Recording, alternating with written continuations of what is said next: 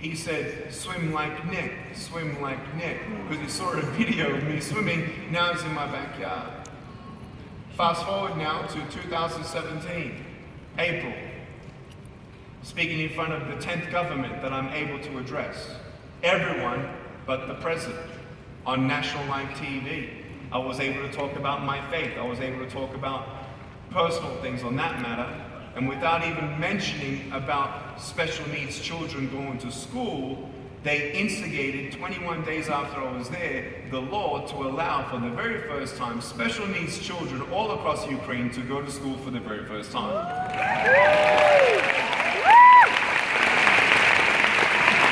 Who would have imagined? Who would have thought? What are you not seeing yet?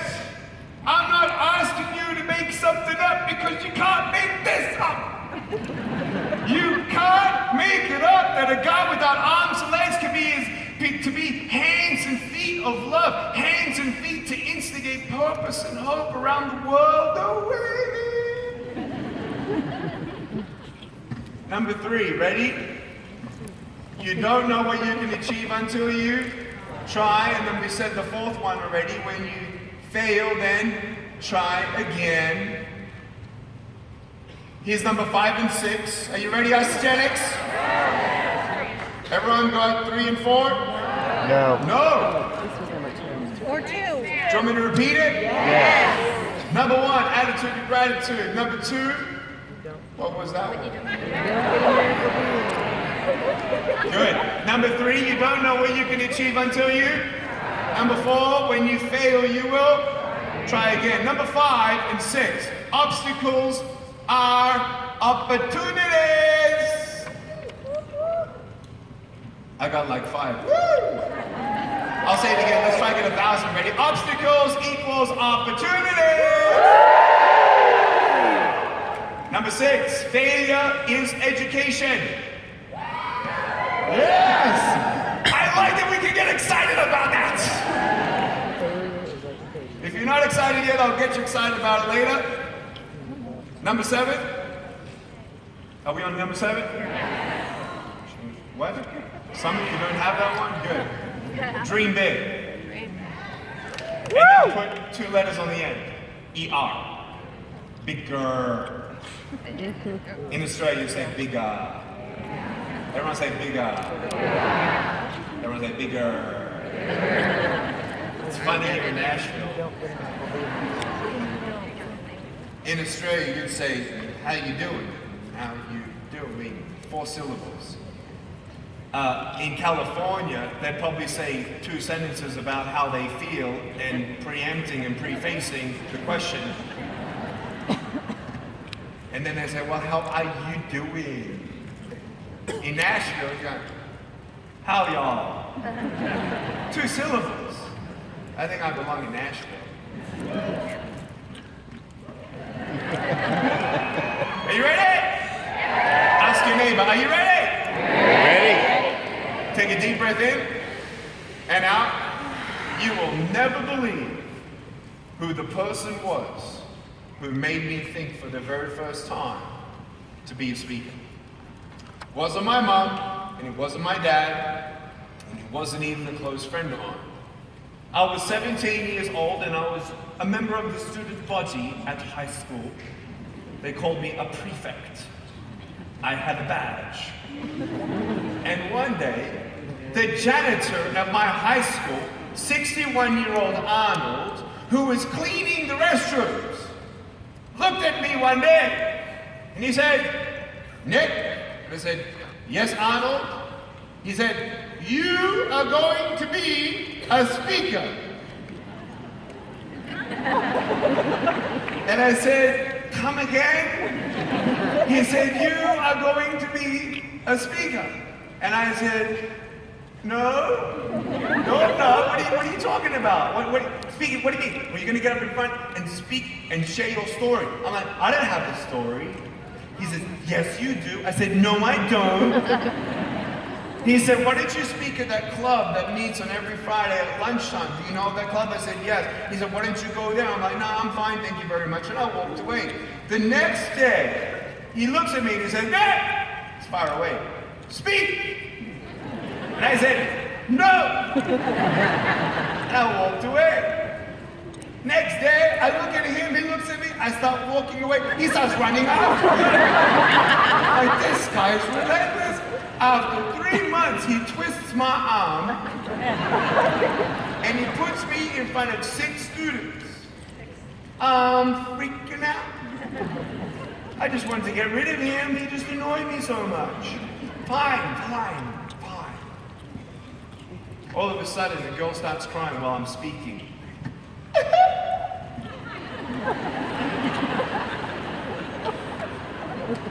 Are you okay? What's wrong? I don't know. I was just touched. I'm thinking, who touched her?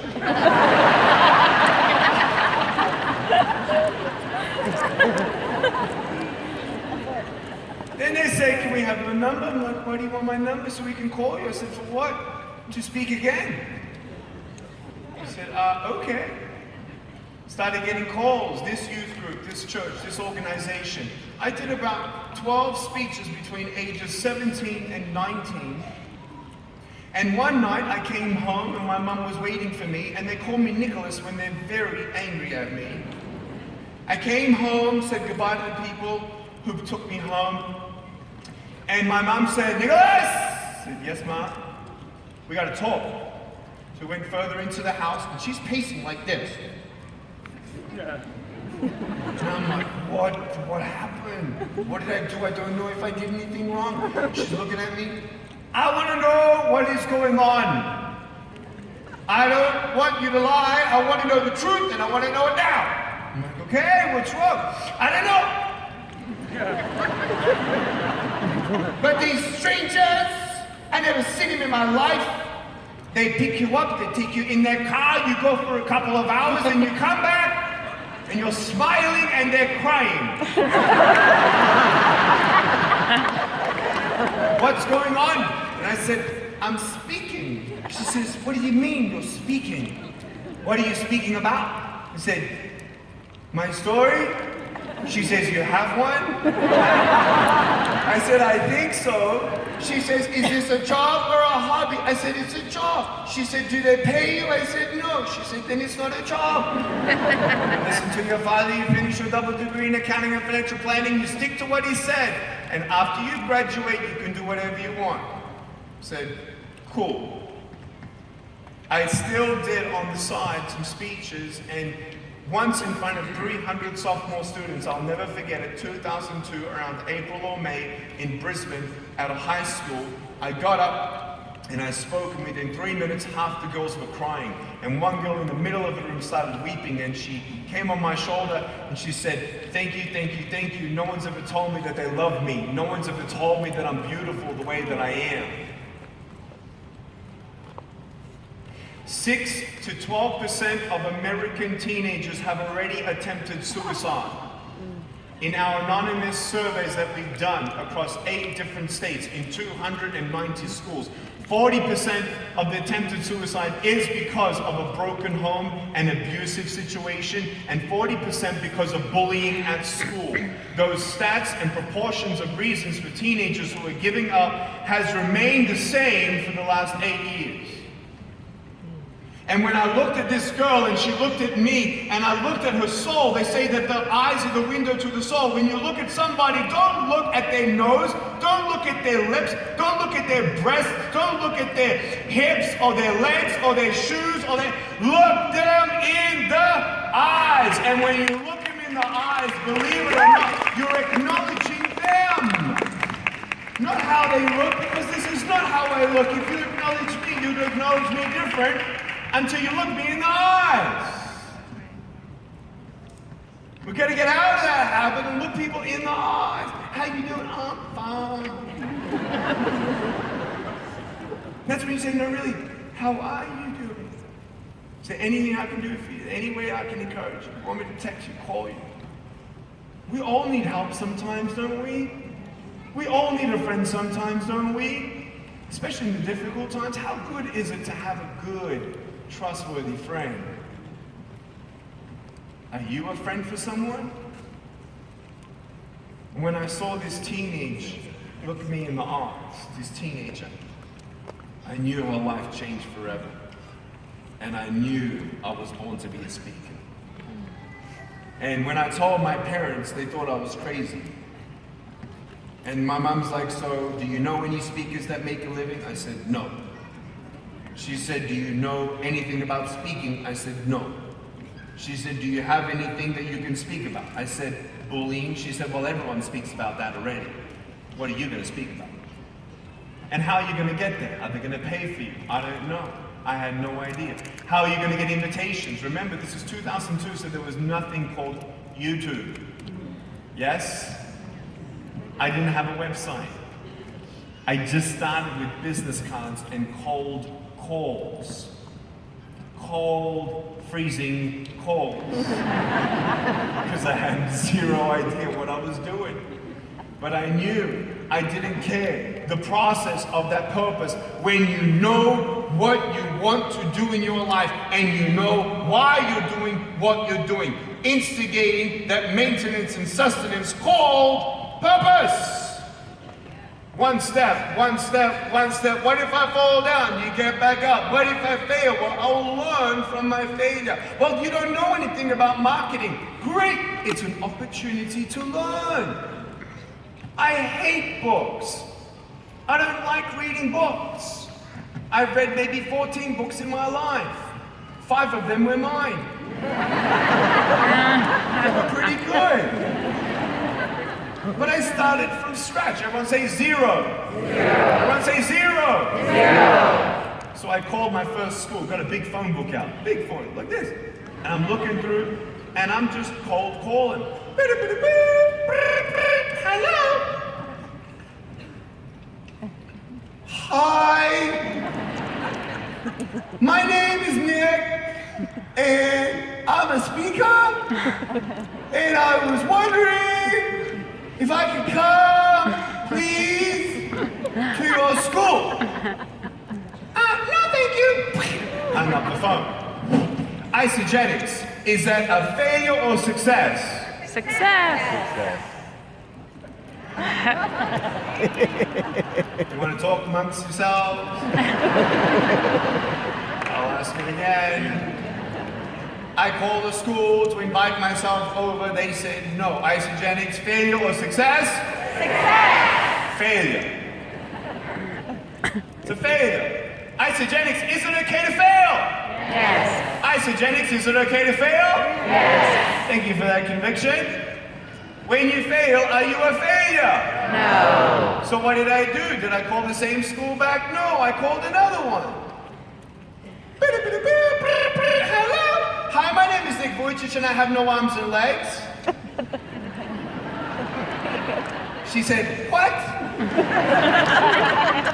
I said, I have no arms and legs. She says, how are you holding the phone? I'm thinking, why does that matter? I don't understand. She didn't believe me. She hung up the phone with a no. Failure or success? Failure. Is it okay to fail? Yes. Excellent. So what did I do? I called another one, and another one, and another one. I called the school saying I had no arms and legs, and you know what they said? Let me talk to the principal. The principal came back and said, actually, if you have no arms and legs, please do not come to the school because you'll probably just freak everyone out. Was that a little offensive? Yeah. Was it my problem or theirs? Theirs. Did I miss out or them? They did. So I called 8 schools, 11 schools, 14 schools. Why did I keep on going? Purpose. Because that girl who cried on my shoulder and said, no one's ever told me that they love me. No one's ever told me that I'm beautiful the way that I am.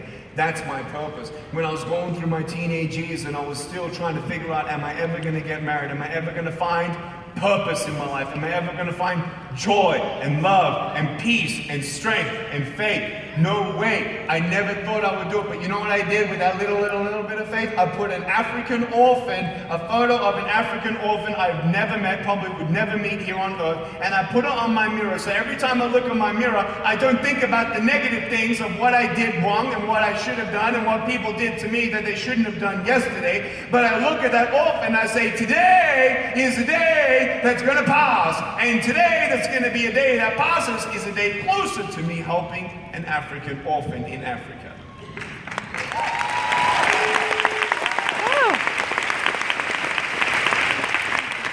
And not after I sold my first property for $100,000 net after tax profit did I give away to the poor. When I bought the investment, I had $28,000 cash left, and I took $28,000 cash and went to South Africa, and we bought washers and dryers and clothes and renovating orphanages out there, getting blankets for people who were dying from the winter cold because they had no blanket. It was one of the best trips ever and ever will be in my life. What I want you to understand, you don't always need more before you can do more.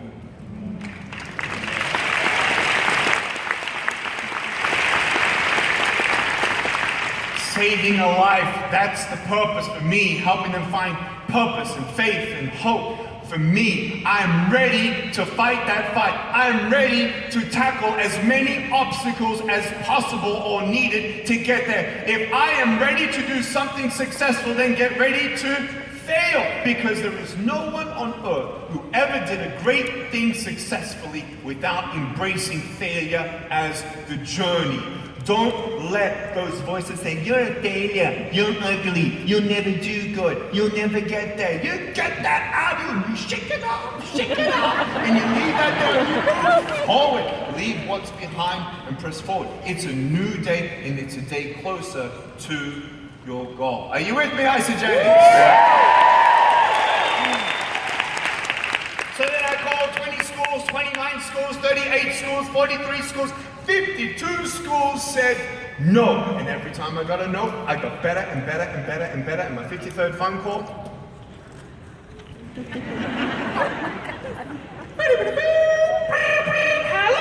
Hello, my name is Vujicic. I'm a motivational speaker, and I was wondering if I can come and speak at your school about bullying, self-esteem, dreaming big, and never giving up.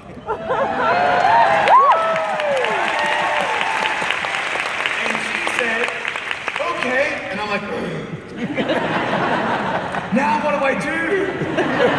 I don't know. I asked the worst question you could ask. I said, can you pay? She said, what? It's all for free? I said, sorry, I have some costs. She's like, well, what's your cost? And I'm like, I don't know. I wasn't ready for success. I was ready to fail. So good? I said, our house, $50. She said, oh, okay. I'm like, oh yeah. That got me a job, mama. So I said, so when would you like me there? She said, can you come next Tuesday? I said, yes, fantastic. So I'm writing down her address down. I said, thank you so much. She says, thank you. Okay, bye-bye. I hung up the phone. Isogenics, failure or success? Success. Like a little happy dance. I'm like, I don't want to be an accountant. Accounting's boring. I'm going to be a speaker. I was so excited, man. I'm going to do this. Yeah. And then I looked at the map.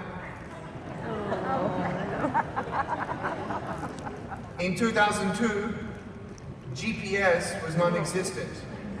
You had a thing called the Refidex, which is the map in a book. I get the book, turn and page. Where is this thing? I've never heard of this place in my life. It's a 2.5-hour drive. I'm like, how am I gonna get there? Oh my gosh, this is crazy. Today's Thursday, like maybe if I start walking now, I'll get there on time. Like, So I did ask my parents because they didn't believe my dream, but I went to my brother who was watching TV and I said, hey Aaron, I said, what? I said, I got some good news. He said, what's that? I said, the school wants me to speak. He said, great. And then there was an awkward pause. And he said, wait, you want me to take you, huh? I said, please, you don't understand. I've called 53 schools and everyone said no except for one, and now that I got a one, I need to get there, please. He said, where is it? I said, the address is in my room. He said, okay. He said, when is it? I said, on Tuesday. He said, no, I can't do Tuesday. I said, why not? He said, I'm busy. I'm like, you're busy? What are you doing? He said, nothing. I walked away, and if anyone's educated on any level in accounting, there's a term called opportunity cost. If you don't do it, or you do something, there's always something that then you're saying no to, right? So, what did I do? I came back, I did the calculations, and I said, hey Aaron, I'll pay you $50. He said, okay. Now he's driving me out of the city, and we're seeing all these farms. And he's looking, he's like, where are we going? And I'm like, we're going far away. He's like, well, how far away? I said, 2.5 hours away. He said, what? I said, you shouldn't care, you're getting paid. He said, yeah, okay, but seriously, there's farms. Like, are you speaking to the animals or something? Like, who lives out here? How many people are you going to be speaking to? How long are you speaking for? And I'm like, I don't know. He said, what do you mean you don't know? Didn't you ask? I said, no. He said, why didn't you ask? I said, I don't know what I'm doing. I got to the school and I hugged the headmaster. I said, thank you so much for having me. She said, thank you so much for coming. I said, it's such an honor and thank you so much. And I just have 2 questions. She said, yes. Now I'm freaking out, right? So much on the line. 2.5 hours there, 2.5 hours back, 5 hours of driving. And I had to pay for gas and pay my brother $50. So I'm actually paying to go and speak somewhere, which is insane. So I said, so how long would you like me to speak for? She said, how does 5 minutes sound? Right there, I nearly died, and my brother nearly died of laughing. He walked away, and I'm trying to compose myself. You know, in those moments, I'm...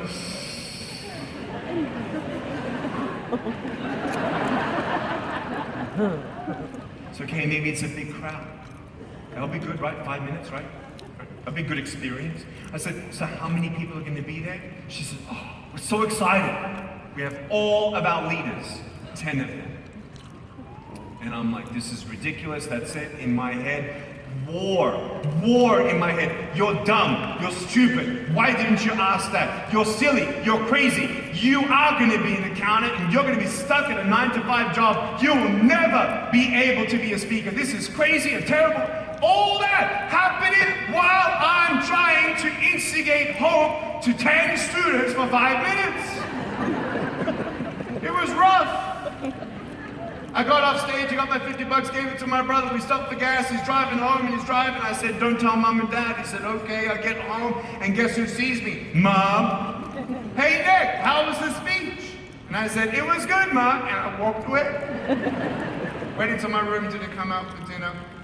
I absolutely concluded I would never be a speaker. I was done.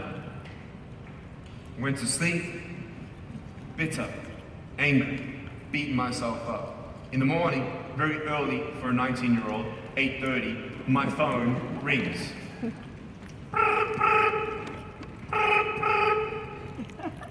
I'm not picking that up. That's so early. Who's calling me? Then I remember what happened with yesterday. Get depressed. No. Third time. It rings. I'm like, all right, I'll pick it up. Half asleep, I pick it up.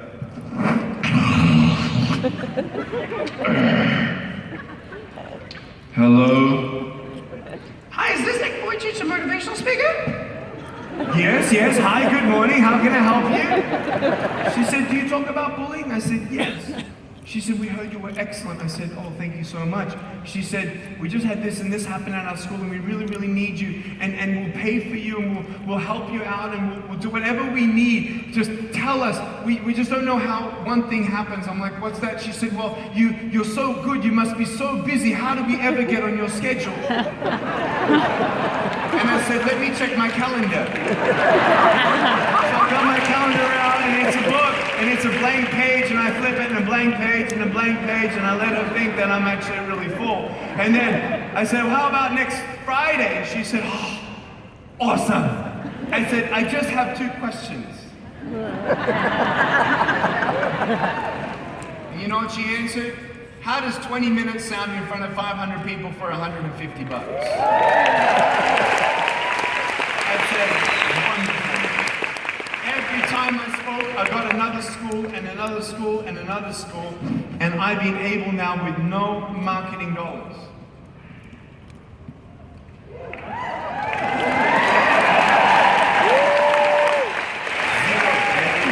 Zero marketing dollars, yeah?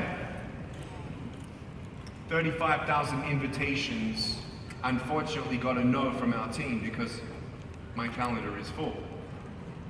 Not only is it because my calendar is full, but when you're a bachelor, you can run at 270 gigs a year. When you get married, 130. Now with 4 kids, 84 this year, 65 next year. There's a reason for it. Money will come and go. I lost $360,000 worth of bad debt last year because of 2 contracts. Could I have sued them? Yes. I'd rather not. Rather move on. Swallow the 360 and move. That's the mentality that you gotta have.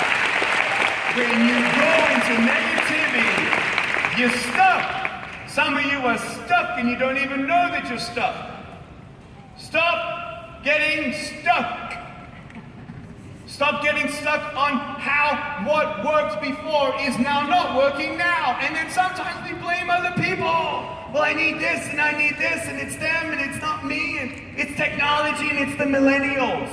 Are you joking? Right now, I know I've only got a minute left. Time flew. Shoot. I'm taking 2.5 more minutes of your time. Can I do that? Listen to me. For real. Everyone say for real. For real. We know that, no, you don't have to repeat that. We know that the world changes. The average age here in this room, I don't know what it is, but it's 25 to 55. I've done a little homework, thanks to a great friend of mine's story. I got to ask a lot about your company. My wife got your products. Thank you very much.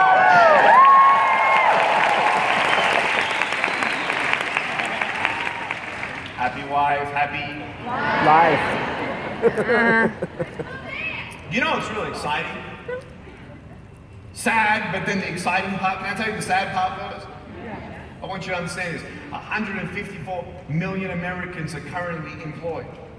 How many? 154 million. 50 million of those jobs will actually not exist in 10 years from now. Wow. Fact. Fact. You as entrepreneurs, I wanted to know, Dave, what can I really say? As you know, I'm passionate about entrepreneurship. I'm passionate about evolving as the world evolves. And all I want to say is this. Why are we only starting at 25? What about the 18, 19, 20, 21, 22, 23, 24-year-olds? Wait a second. You can only imagine how many of those children actually graduated or were kicked out of a foster home at age 18. Current foster situation in America, if you need somewhere in this country to help, The guy that helped me up here, Peter, he's had 24 foster kids through his home in the last 3 years, adopted one, and about to adopt now 2 people. What you've got to understand is there are 425,000 children waiting for a foster home and 111,000 children, average age 7.8 years old, 60% are boys, 40% are girls, waiting for a home to be adopted in. Talk about now a way that we can sow into. Maybe a challenge for Isogenics and each and every one of you is to not just advance and open up the scope of young people who have now been absolutely drowning in crazy student debt. I got my double degree in accounting and financial planning for $37,000 US. 37. You guys in America have $400,000 worth of debt, $300,000, $200,000. They're trying to. You guys might be the answer and someone to mentor who's younger. Talk about purpose, talk about expanding your company, talk about a social responsibility, talking about a cause. There's such a need. There are children who have worked their butt off to get to the best university to then they get the degree. By the time they go for the degree, their job's not going to exist possibly. This is the opportunity for Isogenics. This is the opportunity for you when you fuse an attitude of gratitude and instigate within that a purpose bigger than yourself. There is no limit. Attitude is altitude. Isogenics, God bless you, and thank you for having me.